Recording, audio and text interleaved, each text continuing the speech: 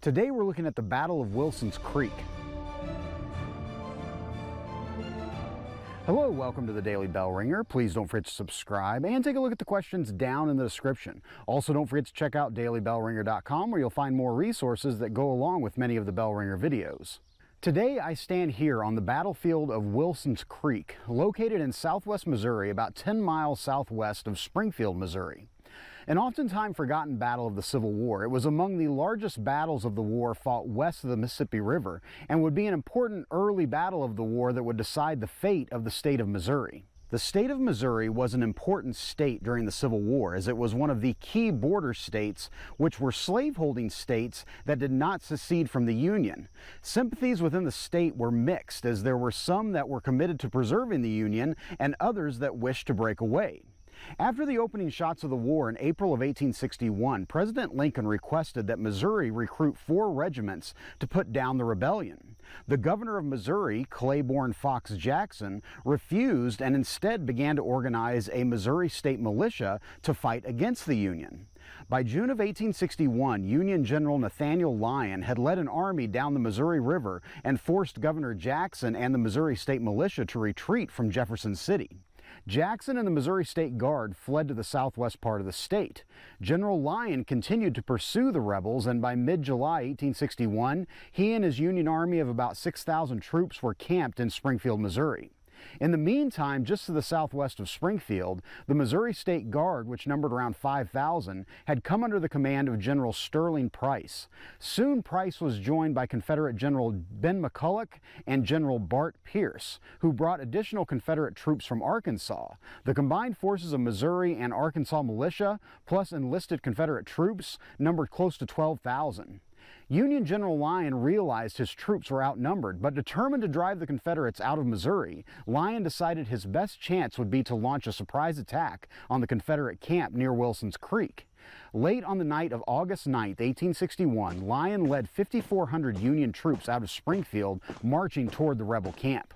The Union plan was for General Lyon to attack the Confederates head-on, while about 1,200 other Union troops under the command of Colonel Franz Sigel would break away and march wide to the right side of the Confederates and attempt to flank them. By the early morning hours of Saturday, August 10, 1861, Lyon's main force was approaching the Confederate camp.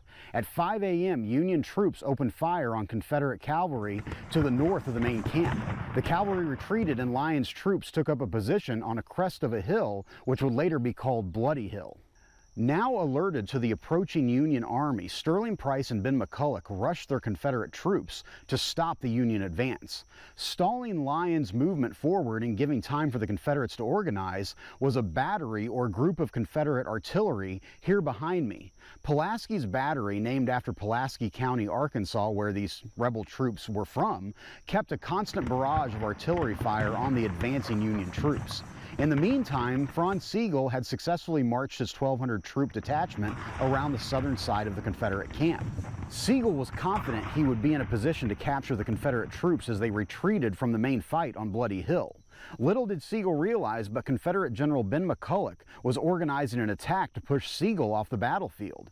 Sigel saw troops approaching but could not distinguish them from Union troops, as it was so early in the war that many on both sides were wearing similar uniforms. By the time Sigel realized what was happening, it was too late, as the Confederate troops attacked the Federals through Sharp's cornfield at the southern end of the battlefield, forcing Sigel to retreat. Here at Bloody Hill, the Confederates organized 3 attacks to attempt to break the Union line. Control of the hill wavered back and forth as each side charged and then countercharged. The battle, as was the case in so many battles of the war, was fought on the property and farms of everyday American citizens. In this case, it was literally fought right in front of the home of John Ray, who watched the battle from his front porch, and his home was used as a field hospital. At 9:30 a.m., Union General Nathaniel Lyon was shot down and killed, leading a Union charge. General Lyon was the first general killed in combat during the Civil War. The command of the Union troops now fell to Major Samuel Sturgis. By 11 a.m., nearly out of ammunition and exhausted, Major Sturgis ordered his Union troops to retreat to Springfield. The Battle of Wilson's Creek was a Confederate victory, with 1,235 casualties killed, wounded, or missing for the Union, and 1,100 casualties for the Confederates. The battle solidified Confederate control of southern Missouri early in the war, but Missouri would continue to be heavily contested throughout the remaining 4 years of fighting. So with that, hopefully you learned something, and thanks for watching.